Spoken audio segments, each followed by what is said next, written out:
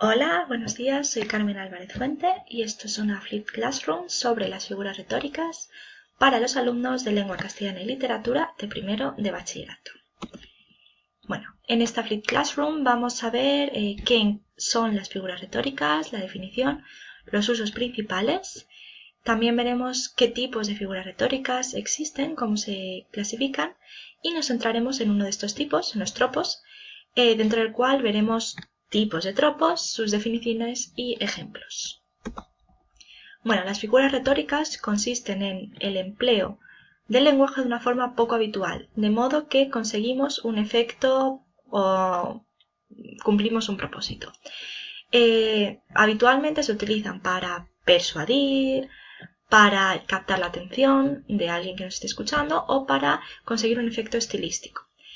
Y las figuras retóricas se llaman también figuras literarias, pero eso no quiere decir que aparezcan únicamente en la literatura, sino que las encontramos por todas partes en nuestra vida diaria. Aparecen, por ejemplo, en otros tipos de arte, en fotografía, en pintura, en música, en cine, y también aparecen en los telediarios, en discursos políticos, en publicidad e incluso las utilizamos todos los días nosotros mismos cuando hablamos. De modo que tendremos figuras retóricas verbales, escritas, visuales, orales, habrá de muchos tipos. Bueno, vamos a clasificar las figuras retóricas en cuatro tipos. Los tropos, que consistirían en la sustitución o relación de elementos que mantienen una conexión o semejanza. En estos nos vamos a centrar en esta Flipped Classroom y los veremos más adelante en profundidad. Las figuras de dicción consisten en la alteración o modificación morfológicamente de las palabras, de modo que podemos combinar palabras que suenan similar o que a simple vista se escriben muy parecidas pero significan cosas distintas. Juegos de palabras, vaya.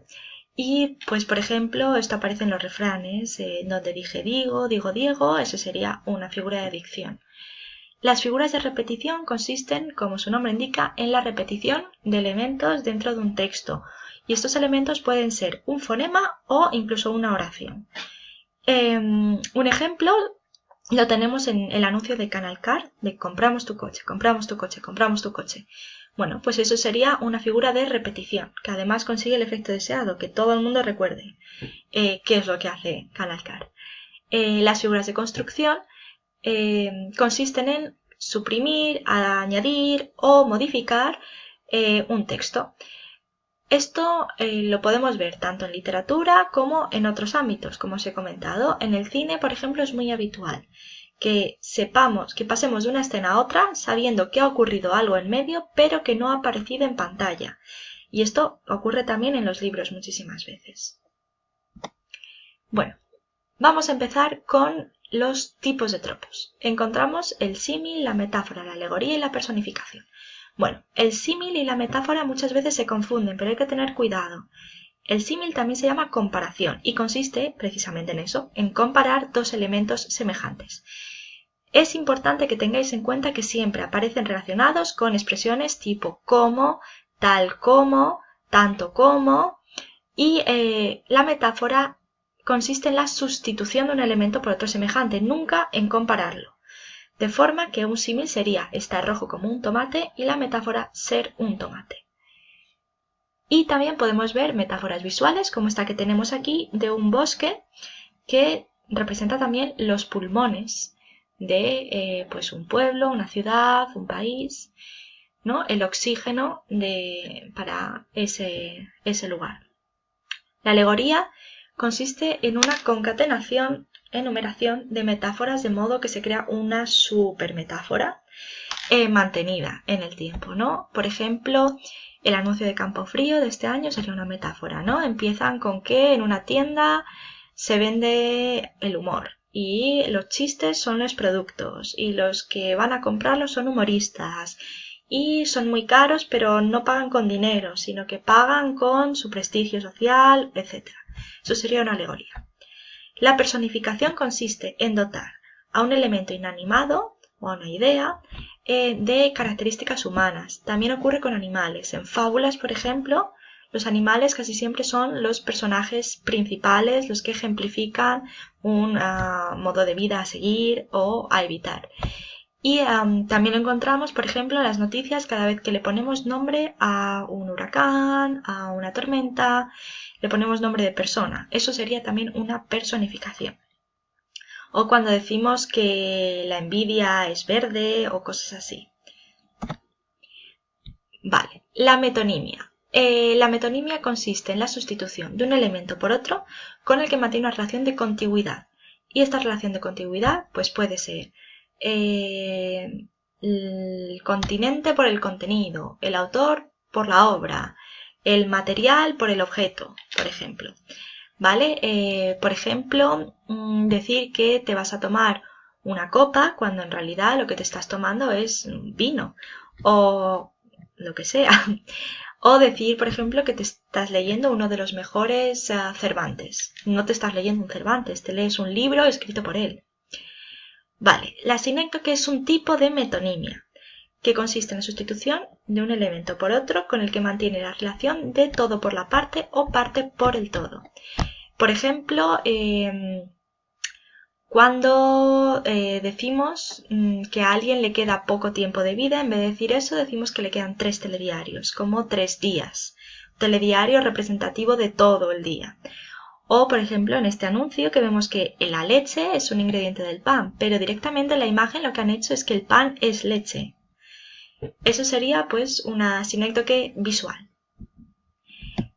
Otra metonimia, para que os acordéis mejor, podría ser la típica expresión que utilizamos de estás haciendo un Juan, cuando una persona que conoces siempre repite la misma acción y cada vez que alguien hace eso, le asignáis el nombre de esta persona.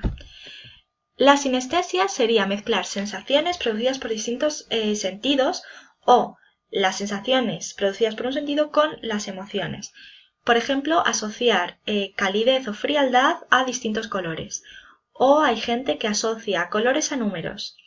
Otro ejemplo sería también en la publicidad, cuando una imagen directamente nos produce una serie de emociones, de ideas.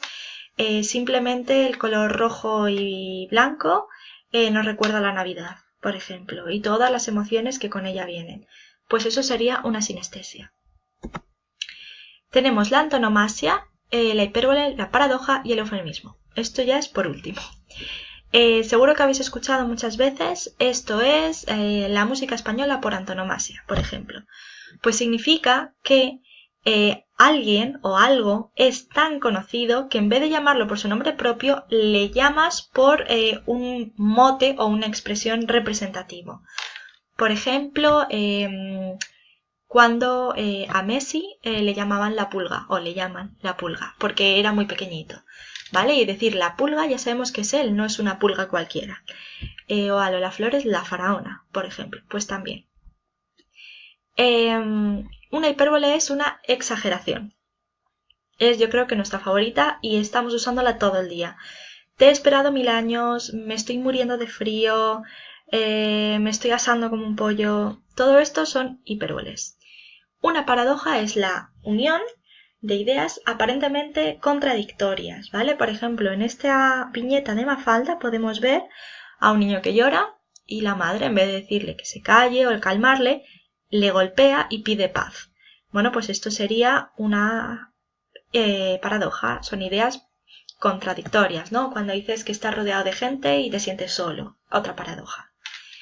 Y por último tenemos los eufemismos, que son la sustitución de un elemento que puede resultar doloroso o negativo por otro que tiene connotaciones más positivas. Esto en el telediario aparece mucho, ¿no? En vez de guerra, conflicto armado. Y también lo podemos utilizar nosotros muchísimas veces cuando queremos comunicar algo que a lo mejor es negativo y nos resulta difícil.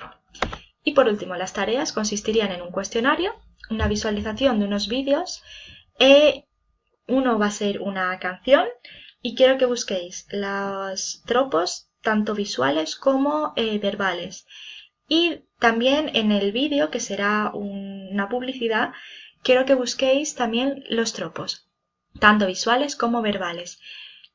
Puede que encontréis tropos que otros compañeros no han encontrado o que yo misma no he encontrado, pero lo importante es que identifiquéis algunos y que los justifiquéis, que justifiquéis esa identificación. Y bueno, muchas gracias. Hasta aquí el vídeo y espero que hayáis entendido en qué consisten las figuras retóricas, los tropos y en que no solo están en la literatura más antigua.